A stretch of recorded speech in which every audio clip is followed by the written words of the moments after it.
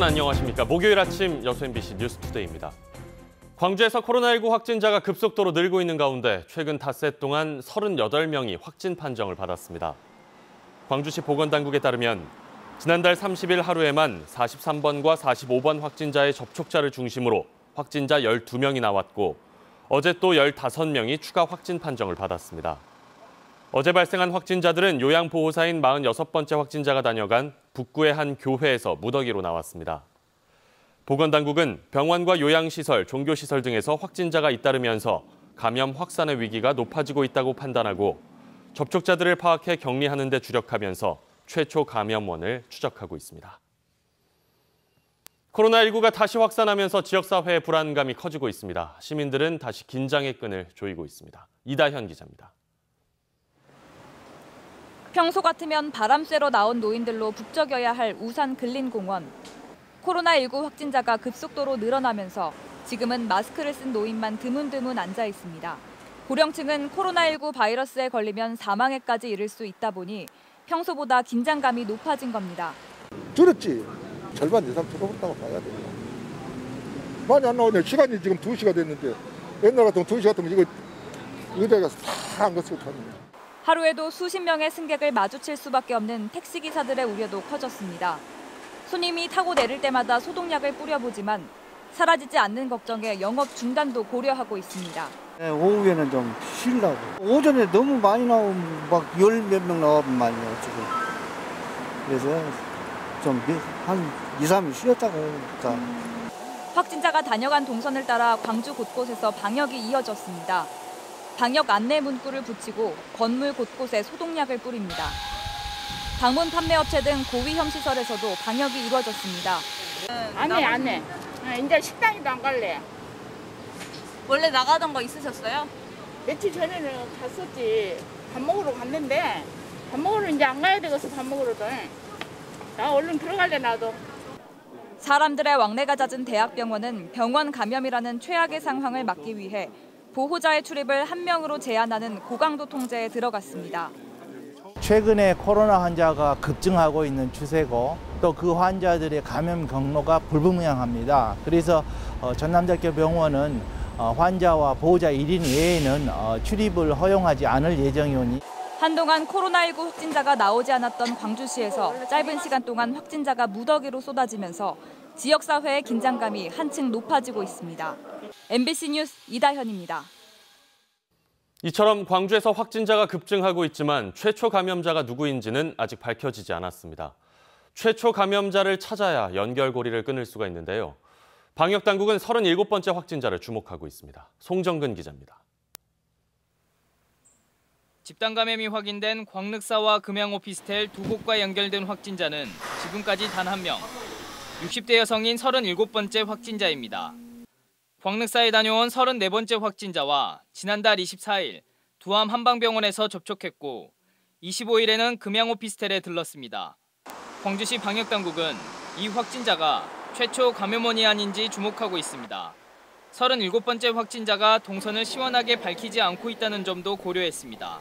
날짜를 좀 더 앞쪽으로 해가지고 다른 시도 타지 시외 같은 데를 방문한 기록까지도 GPS까지 확인해서 추가로 좀 해볼 예정입니다. 당초 최초 감염자로 의심됐던 광륵사의 승려는 의심에서 벗어나고 있습니다. 36번째 확진자인 이승려는 체내 바이러스 양이 많고 접촉자들도 많아 주목했지만 추가 접촉자 가운데 양성 확인이 거의 나오지 않았습니다. 방역당국은 오히려 광륵사에 다녀온 34번째 확진자의 남편인 35번째 확진자가 혹시라도 감염 확산에 관련된 것은 아닌지 확인하고 있습니다. 한편으로는 복수의 감염원이 조용한 전파를 일으키던 중 확진자들이 동시다발적으로 드러났을 가능성도 배제하지 않고 경찰의 협조를 받아 연결고리를 찾는 데 주력하고 있습니다. MBC 뉴스 송정근입니다. 다음 뉴스입니다. 내국인들이 어업에 종사하기를 꺼리고 어촌도 고령화되면서 어촌의 빈자리를 외국인 노동자들이 채우고 있습니다. 그런데 코로나 사태가 장기화하면서 외국인 입국이 어려워지다 보니 어촌은 유례없는 구인난을 겪고 있습니다. 강서영 기자입니다. 여수시 돌산 인근 해상의 굴양식장. 어민이 홀로 양식장을 관리하고 있습니다. 보통은 2인 1조로 함께 작업하지만 선원을 구하지 못해 혼자 바다로 나선 겁니다. 코로나 확산 이후로 이처럼 어촌에서는 선원을 구하지 못해 홀로 조업하는 경우가 늘고 있습니다. 피치 못할 때에는 가족을 동원해 작업하기도 하지만 앞으로 다가올 수확철이 더 걱정입니다. 수확철 들어가면 내국인도 마찬가지고 외국인도 많이 필요하거든요. 그런데 코로나 때문에 구할 수가 없어서 지금 걱정이 많이 됩니다. 지금. 코로나19 확산 여파로 항공편이 축소돼 외국인 노동자들이 입국에 어려움을 겪으면서 외국 인력에 의존하던 어촌 마을은 어느 때보다 큰 구인난을 겪고 있습니다. 올해 입국이 예정된 외국인 근로자 수는 4만 4천여 명이지만 코로나로 대부분이 입국하지 못했다는 게 고용노동부의 설명입니다. 거의 못 들어왔다고 보시면 돼요. 전혀 안 들어왔다고 할 수는 없겠지만 극히 소수라. 구인난으로 작업이 지연돼 발생하는 경제적 피해는 물론 어민들의 나홀로 조업 감행으로 인한 안전사고의 위험도 우려되는 상황입니다. 힘들어도 이제 어쩔 수 없이 혼자라도 열심히 해야 좀 방법이 없으니까요. 코로나19가 장기화되면서 외국인 노동자에 의존하던 어촌 마을이 인력난의 직격탄을 맞고 있습니다. MBC 뉴스 강서영입니다. 코로나19 전남 25번째 확진자가 발생했습니다. 전라남도는 지난달 30일 우즈베키스탄에서 인천국제공항으로 입국한 뒤 KTX 해외 입국자 전용칸을 이용해 목포역에 도착한 30대가 전남보건환경연구원으로부터 양성 판정을 받아 강진의료원에 이송 격리됐다고 밝혔습니다. 현재 전남 25번째 확진자가 별다른 증상은 없는 상태라고 덧붙였습니다. 한편 전남도는 지난 4월 1일부터 해외 입국자들을 대상으로 임시검사시설에서 전원 검사를 실시하고 있으며 지금까지 총 3,600여 명이 입소해 6명이 양성 판정을 받았습니다.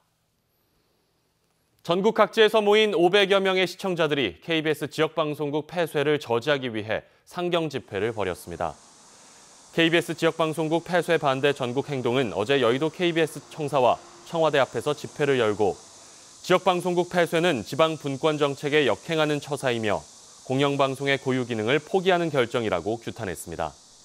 전국행동은 또 현재 KBS 본사가 방송통신위원회에 순천과 목포, 진주 등 7개 지역방송국의 TV방송 허가권을 반납하고 있다며 폐쇄 작업을 철회하고 9시 로컬 뉴스를 살려내라고 주장했습니다.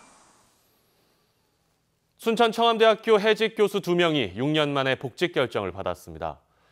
청암학원은 지난 2014년 해임 후 감봉과 파면 등 6차례 징계로 인해 복직하지 못했던 청암대학교 교수 2명에게 어제 복직 통지서를 전달했습니다. 법인의 복직 결정은 교원소청심사위원회의 권고에 따른 것이며 교육부는 교원소청 결과를 이행하지 않는 사립학교 법인의 경우 이사 선임 요청을 승인하지 않겠다고 통보한 바 있습니다.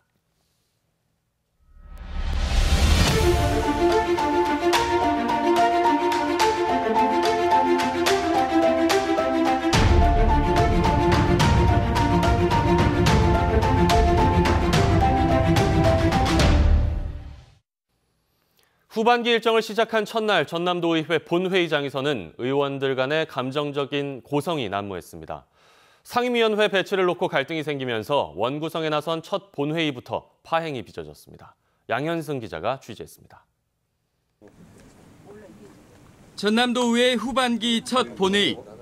당초 오전 10시에 시작됐어야 했지만 50분가량 지연되면서 쉽지 않은 회의를 예고했습니다.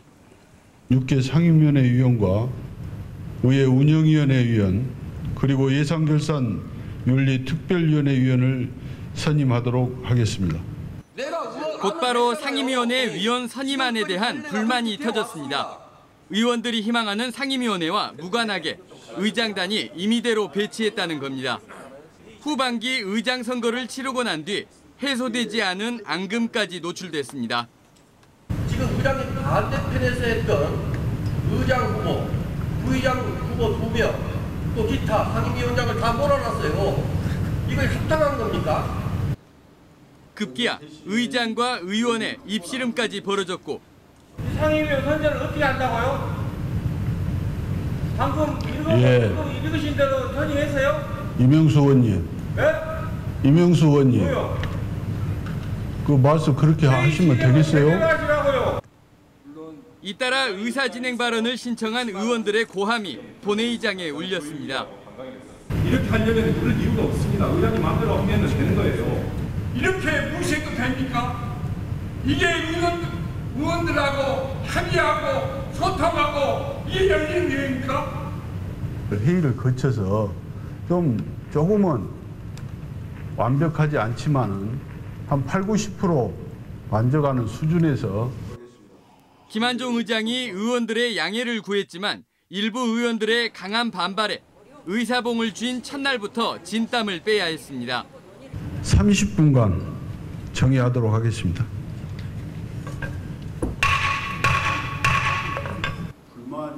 전남도의회는 가까스로 후반기 원 구성을 마쳤지만 지연과 파행, 고성 등 볼썽사 나온 첫 회의 모습은 인터넷을 통해 생중계됐습니다. MBC 뉴스 양혜순입니다.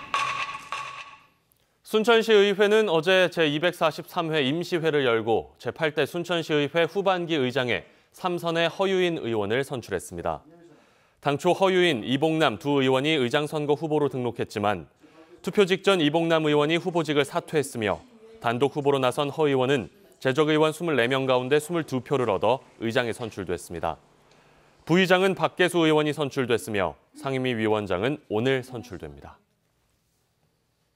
전라남도 인사발령에 따라 임채영 전 도민안전실장이 제17대 순천시 부시장으로 부임했습니다.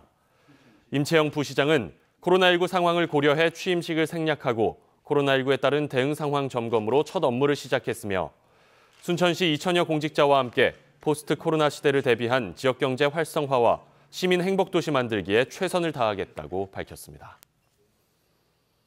여수시가 제작한 5번째 웹드라마인 호전몽이 국제 웹영화제인 서울 웹페스트 수상 후보에 올랐습니다. 여수 지역 주요 관광지를 배경으로 제작된 호전몽은 시간여행과 우정 등을 주제로 하고 있으며 베스트 드라마상을 포함한 4개 부문 후보에 이름을 올렸습니다. 심사 결과는 다음 달 22일 온라인 생방송을 통해 발표됩니다. 순천시와 교육청 시민사회단체가 지역 교육 공동체를 발전시키기 위해 머리를 맞대고 나섰습니다. 순천시와 순천교육지원청, 순천풀뿌리 교육자치협력센터 등은 어제 순천교육지원청에서 동천 마을교육과정 TF가 지난 8개월 동안 관내 초등학교 3, 4학년들을 상대로 진행해온 교육과정 내용을 공유했습니다. 이 자리에서는 지역의 생태 자원인 동천을 알기 위해 시민단체가 만든 대안교과서 등이 소개됐으며 교육청은 이번 성과를 각 학교와 연계하는 방안을 고심하고 있습니다. 여수 광양항내 노후부두 시설에 대한 국가안전 대진단이 실시됩니다. 여수광양항만공사는 오는 10일까지 관내 노후부두 시설인 낙포부두 등 3개 항만시설에 대해 정밀 안전진단을 실시해 긴급 유지보수 여부를 결정할 예정입니다. 이번 점검에는 대학생과 민간 전문가들로 구성된 국민안전점검단이 동행하며 점검 결과는 온라인 공식 누리집에 공개할 예정입니다. 올 하반기 행안부 지정 마을기업에 전남이 전국에서 가장 많은 18곳이 선정됐습니다. 이번에 신규 지정된 마을기업은 여수시의 여수잡곡영농조합법인, 광양시의 선샤인 그린팜 등 4곳이며 2차례 이상 선정된 기업도 14곳에 이릅니다. 전남도는 이번 결과가 전국 최초로 도입한 전남형 예비마을기업 육성을 비롯해 시설, 장비, 고도화 지원 등 전남형 시책 사업이 내실 있게 운영된 성과로 분석하고 있습니다. 순천시가 시청 자료 상설 전시관을 개관하고 본격적인 운영에 들어갔습니다. 순천시는 순천 시민들이 걸어왔던 격동과 도약의 삶을 기억하고 새로운 100년을 위한 시정자료 상설 전시관을 순천시 문화관광센터 삼산도서관 1층에 개관했습니다. 시정자료 전시관에는 근현대 순천시민 생활상을 담은 옛 사진과 과거 행정문서, 국내외 교류도시에서 받은 선물 등 21개 분야로 나누어 전시됐습니다.